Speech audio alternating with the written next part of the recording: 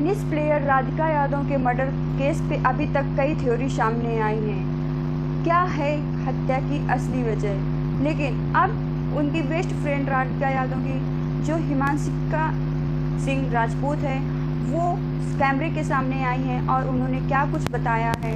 उन्होंने अपने Instagram account पे एक वीडियो अपलोड किया है जिसमें उन्होंने बताया है कि राधिका यादव पे घर पे बहुत सारी पाबंदियाँ थी।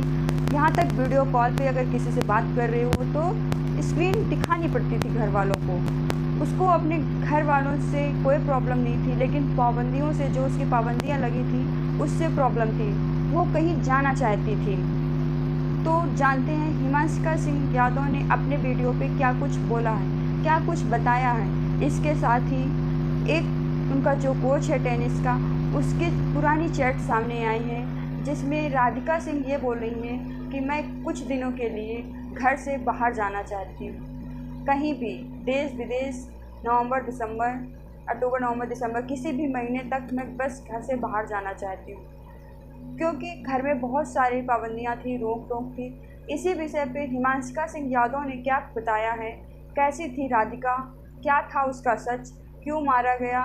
यहाँ तक हिमांशिका सिंह यादव ने ये भी बताया है कि उसके पापा बहुत ही छोटी सोच के थे और उसका मर्डर पिछले 3 दिन से प्लान कर रहे थे। उसके लिए वो एक नई रिवॉल्वर लेके आए थे और उसकी माँ को किसी दूसरे कमरे में भेज दिया था। भाई को भी उन्होंने गांव दूध लाने के लिए भेज दिया। राधिका मर्डर केस की जो थ्योरी है वो उनके मर्डर केस सिर्फ गांव से जुड़ी हुई है, इसलिए पुलिस गांव में भी पूछताछ कर रही है। चलिए सुनते हैं हिमांशिका के मुँह से राधिका की सच्ची कहानी। क्या बताना चाहती हैं हिमांशिका? मीडिया में बहुत बातें सुनी होंगी, बट मैं बताती हूँ राधिका यादव की सच्चाई। मेरा नाम हिमांशिका सिंह है। राधिका यादव मेरी बेस्ट फ्रेंड थी। हम पिछले 8-10 साल से बहुत क्लोज थे and I just lost her. मुझे लगा नहीं था कि मैं इस चीज के बारे में इतनी जल्दी बात करूंगी, बट मेरे पास कोई और चॉइस नहीं है। कल ही मैं उसकी बॉडी देख कर आई हूँ। इस वीडियो का सोल पर्पस यही है कि तुम सब जान पाओ कि राधिका कौन थी। राधिका यादव एक इंटरनेशनल लेवल टेनिस प्लेयर थी। वो मेरी बहुत अच्छी दोस्त थी।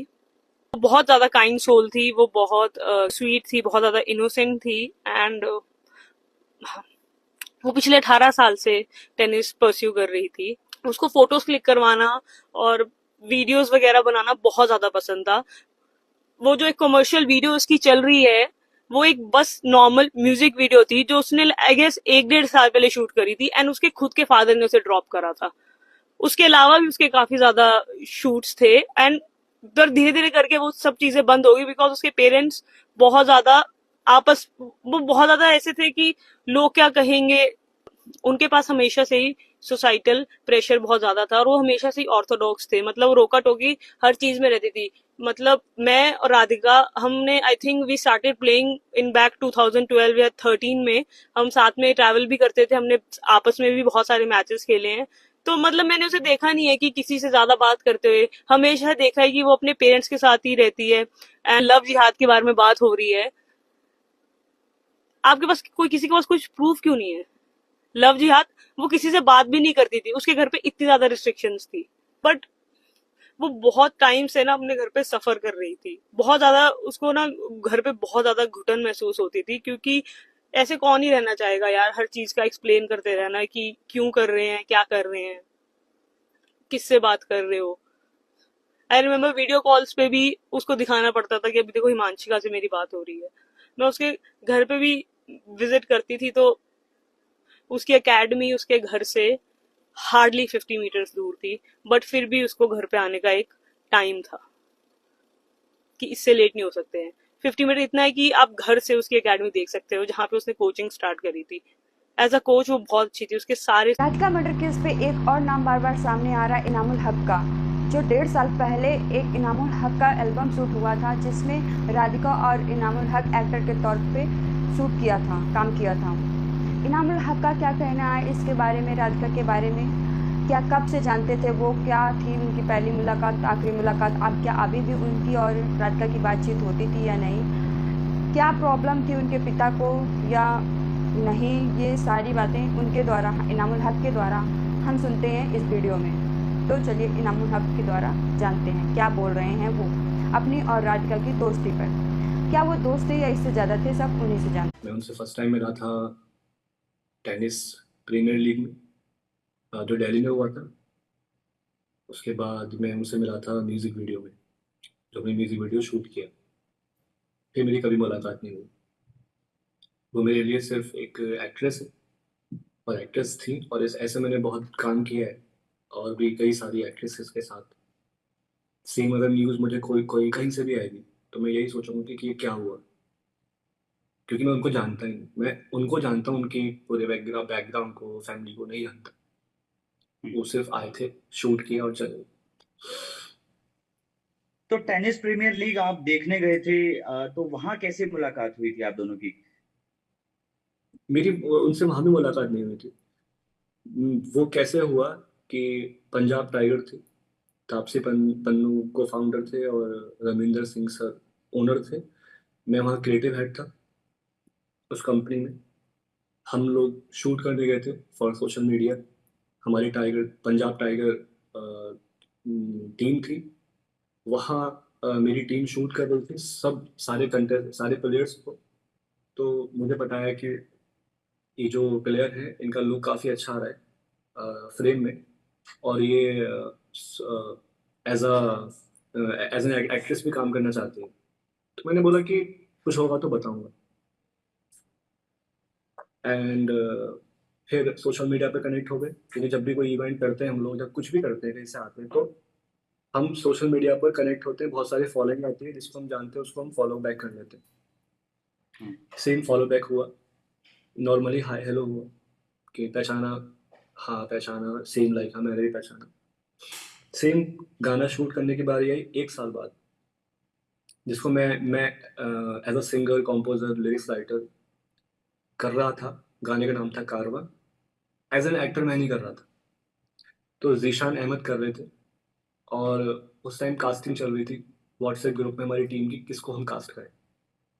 राधिका का मैंने प्रोफाइल शेयर किया तो डायरेक्टर ने मना कर दिया कि ये छोटी है जीशान के सामने। और बाकी एक्ट्रेसेस जो थी वो कोई एक लॉक हुई थी। देन जीशान अहमद उन्होंने बोला कि मैं कंफर्टेबल नहीं हूँ, बिकॉज मेरी फैमिली मना कर रही है शूट करने के लिए, इनाम आप कर लो।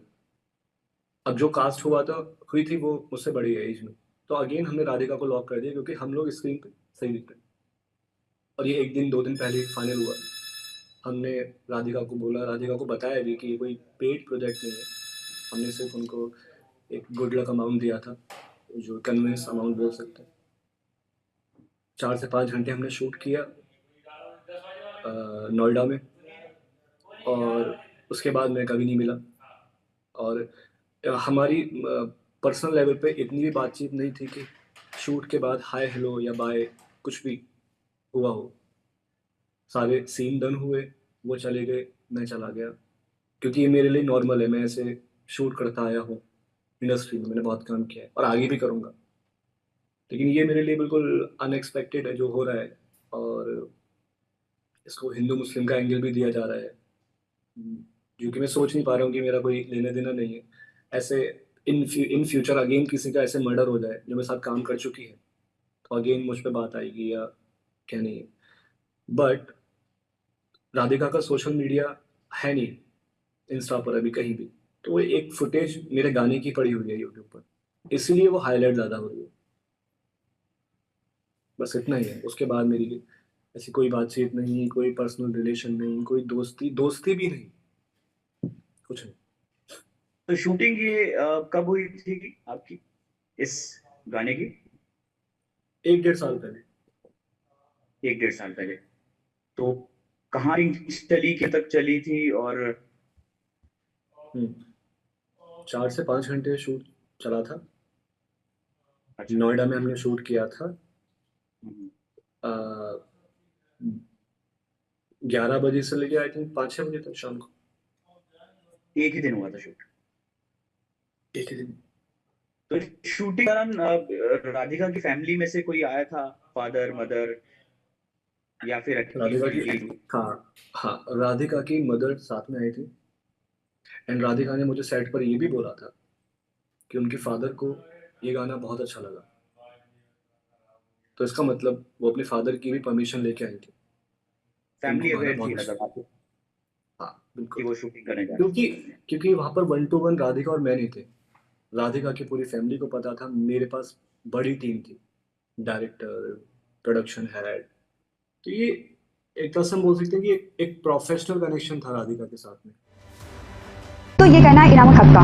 अब अभी तक जो जांच पड़ताल चल रही है, जो पुलिस की जांच चल रही है, उसमें से सबसे बड़ी बात ये है कि राधिका के सोशल मीडिया अकाउंट क्यों डिलीट किए गए। क्या सोशल मीडिया की वजह से राधिका की जान गई या फिर उन तानों की वजह से? इसमें से 3 थ्योरी अभी तक सामने आ रही हैं। अभी फिलहाल पुलिस उस फ़ोन से वो डाटा रिकवर करने की कोशिश कर रही है जो डिलीट किया गया है। उसके सोशल मीडिया अकाउंट डिलीट किए गए हैं क्योंकि उसके दोस्त ने बताया उसको रील बनाना पसंद था, लेकिन उसका अकाउंट प्राइवेट था क्योंकि उसके घर वालों को ये नहीं पसंद था। लेकिन आगे क्या पता चलता है, पोस्टमार्टम में क्या हुआ, ये अगले वीडियो में हम आपको जरूर बताने वाले हैं। लेकिन अभी तक जो जांच हुई है उसमें से दीपक यादव जो अपना जुर्म कबूल कर रहे हैं, पुलिस उसको आखिरी थ्योरी मानकर नहीं चल रही है। पुलिस का ये मानना है कि ये मर्डर के पीछे की असली वजह कुछ और हो सकती है, क्योंकि तानों की वजह से कोई बाप अपनी बेटी को 5 गोलियां नहीं मारेगा। और दूसरी थ्योरी जो है रील बनाने की, अगर इतनी उनको दिक्कत होती तो टेबल टेनिस राधिका इतनी खिलाड़ी इतनी बड़ी बनती ही नहीं, क्योंकि जब तक हमको घर से छूट नहीं मिलती है हम इतने ऊंचाई पर पहुंच ही नहीं सकते। हमको सिर्फ वही चूका चौला बर्तन वही सिखाया जाता है घर में, झाड़ू पोछा बर्तन वही, तो वो इतनी बड़ी खिलाड़ी कैसे बन गई अगर उसको इस सोशल मीडिया अकाउंट से प्रॉब्लम थी। ये सारी बातों के सारे क्वेश्चन के आंसर मिलना अभी बाकी है। देखते रहिए मेरे चैनल को, आपको हर एक दिन नई अपडेट मिलेगी। फिलहाल अभी इस वीडियो में इतना ही। वीडियो को इन तक देखने के लिए thank you so much. Video को लाइक करिएगा, चैनल को सब्सक्राइब करिएगा, वीडियो को